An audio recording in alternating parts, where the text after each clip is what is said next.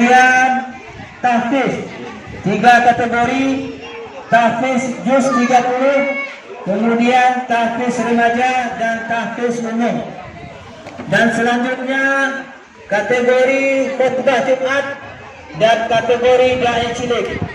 Dan juga acara yang selanjutnya adalah menggambar dan mewarnai. Menggambar dan mewarnai ini kami masukkan karena ingin untuk menarik Bapak Ibu hadirin anak-anak kami untuk bisa hadir menyaksikan acara keagamaan yang kami laksanakan.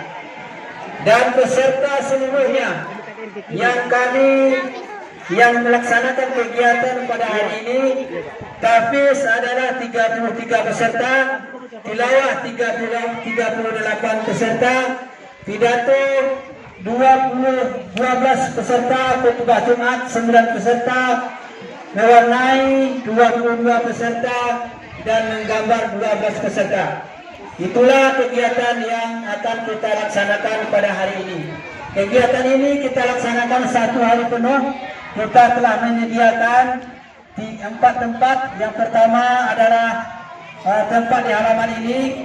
Kemudian ada lokal untuk pidato dan khutbah Jumat kita laksanakan di lokal itu. Kemudian yang menggambar serta tahfiz kita laksanakan di sebelah sini. Guna kegiatan ini kami laksanakan beriringan karena mengingat waktu, karena kami diberikan kesempatan hanya 1 hari saja. Jadi untuk itu kegiatan kita pada hari ini kita selesaikan juga hari ini. Dan insya Allah nanti malam kita laksanakan penutupan MTQ dan kami. Assalamualaikum warahmatullahi wabarakatuh. Puji syukur kehadiran Allah Subhanahu wa taala yang telah melimpahkan nikmat dan karunia-Nya kepada kita semua sehingga kita dapat berkumpul di tempat yang penuh berkah ini. Salawat dan salam tercurah kepada junjungan alam Nabi besar Muhammad sallallahu alaihi wasallam yang telah membawa umatnya dari zaman kebodohan ke zaman era teknologi seperti sekarang ini. Yang terhormat Bapak Dewan Juri, Bapak-bapak, Ibu-ibu, teman-teman seperjuangan yang saya sayangi, perkenalkan nama saya Ratu. Lalu di sini ingin menyampaikan 1 atau 2 kata-kata mengenai cara untuk mengatasi kecanduan gadget. Seperti yang kita ketahui, di zaman era teknologi seperti sekarang ini, siapa sih yang tidak bisa memainkan gadget? Dari anak kecil sampai yang lanjut usia. Saking sibuknya memainkan gadget sampai lupa waktu. Kita tidak bisa menolak era sekarang ini. Seperti saat kita online kemarin, kalau tidak menggunakan gadget tidak bisa mengerjakan tugas-tugas. Tapi tetap ada waktunya. Jika tidak, maka banyak dampak negatifnya. Seperti kita menjadi malas, tidak kreatif, dan tidak bersosialisasi. Hadirin yang berbahagia, teman-teman seperjuangan yang Ratu sayangi, bagaimana sih cara untuk mengatasi kecanduan gadget ini? Jawabannya mudah, yakni kesadaran diri sendiri. Kita harus sadar dan berpikir betapa pentingnya menjaga diri dan menyayangi diri. Tanamkan dalam hati, boleh bermain gadget, tapi untuk hal-hal yang bermanfaat. Kita bisa menyibukkan diri seperti membantu orang tua dan bermain bersama teman-teman. Dengan begitu akan jauh lebih menyenangkan bukan dibanding bermain gadget. Seperti dalam hadis berikut ini. Ni'matani maghbuna fihi ma katsirun minan nas asyihhatu wal faragh, rawahu Bukhari. Yang artinya ada 2 nikmat di mana banyak manusia terlena di dalamnya, yaitu nikmat sehat dan waktu luang. Hadis riwayat Bukhari. Maka dari itu, jangan menyia-nyiakan waktu kita untuk hal-hal yang tidak bermanfaat ya teman-teman. Ketika ada waktu luang, kita bisa memurojaah pelajaran. Seperti dalam surah Al-Asr. Bismillahirrahmanirrahim. Wal 'ashr. Innal insana lafi khusr. Illa alladzina amanu wa amilus salihati wa tawasaw bil haqq wa tawasaw bis sabr. Yang artinya dengan nama Allah yang Maha Pengasih lagi Maha Penyayang. Demi masa Sungguh manusia berada di dalam kerugian kecuali orang-orang yang beriman dan melakukan kebajikan serta saling menasihati untuk kebenaran dan saling menasihati untuk kesabaran. Hadirin yang berbahagia, teman-teman seperjuangan, semoga kita semua dijauhkan dari melakukan hal-hal yang tidak bermanfaat. Sekian dari Ratu, kurang lebihnya mohon maaf. Kalau ada jarungan patah, usah disimpan dalam peti. Kalau ada katonan salah, usah dimasukkan dalam hati. Kain songkek bakilek-kilek, dipakai pai baralek. Bukan pidato ambonan singkek, tapi kaki kobana nanalah manggarete. Makan karipi di tepi sawah, karipinya jangan sampai jatuh. Wabillahi taufiq wal hidayah. Wassalamualaikum warahmatullahi wabarakatuh. Sebuah hadis yang berbunyi, Al-manun uryanun, iman itu telanjang. Pakaian iman apa? Pakaian iman adalah walibas suhuta, dan iman akan berbuah manis ketika ada wasamrotul ilmi.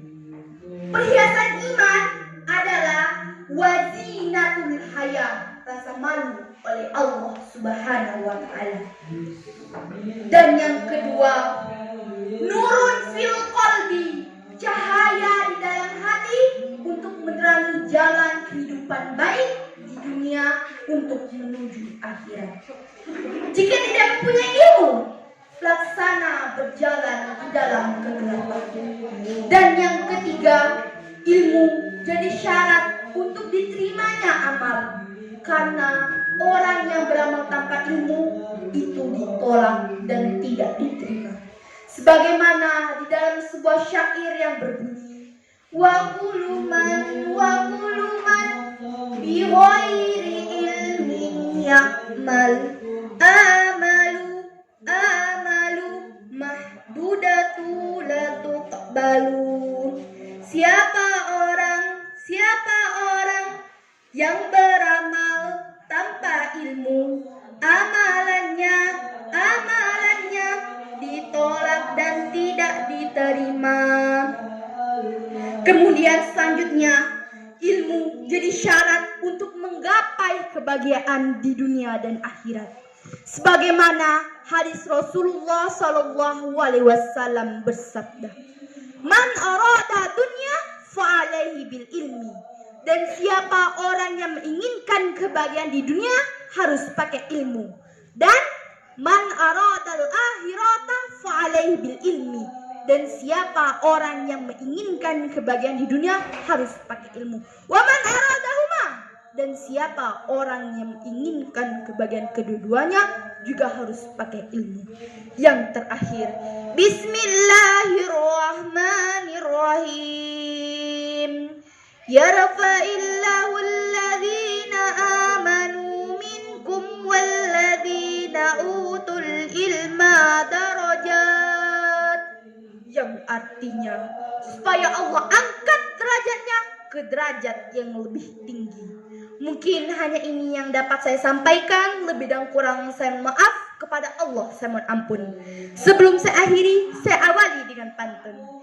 Diawali dengan basmalah, diakhiri dengan hamdalah. Semoga ilmunya berkah sebagai lentera di alam barzah. Wabillahi taufiq wal hidayah. Wassalamualaikum warahmatullahi wabarakatuh. Dari Tanjung Alai beserta jajarannya yang terhormat, ketua dari setiap masing-masing perwata yang terhormat, Al Ustadz yang akan menyampaikan tausiahnya pada malam hari ini yang terhormat, Niniak Mama Alim Ulama Cadiak Pandai Sulah Bendang dalam Nagari, Kapai Tampe Batanyo Kapulang Tampe Baburito yang terhormat, Langkok Sagalo Bundo Kanduang Limpape rumah nan gadang, semarak di dalam kampung, hiasan di dalam nagari. Koawi bakeh minta ayah, kolapa bakeh minta nasi.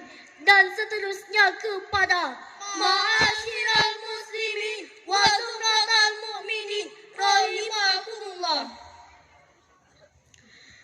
Setiap bangsa pastilah mengidamkan sebuah negara yang adil dan berdaulat, lekat dengan sumber daya alam dan sumber daya manusia yang memadai. Ditambah lagi dengan ketidakadaannya faktor kemiskinan yang merajalela, demo 212, dan korupsi para pemimpin negara. Sungguh sebuah negara yang sangat diidamkan oleh setiap bangsa. Untuk membangun negara yang bertuah tersebut, dibutuhkan kerjasama antara pemimpin dan rakyat. Rakyat tugasnya menyampaikan aspirasinya, dan disinilah tugas seorang pemimpin. Seorang pemimpin harus melaksanakan aspirasi rakyat agar terciptanya negara yang hebat.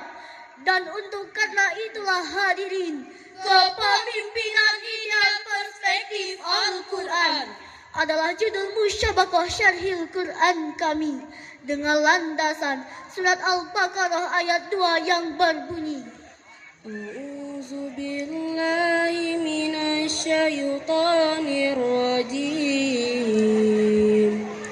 Bismillahirrahmanirrahim. Zalikal kitabu la raiba fihi hudal lil muttaqin. Terkutuk dengan menyebut nama Allah yang Maha Pengasih lagi Maha Penyayang.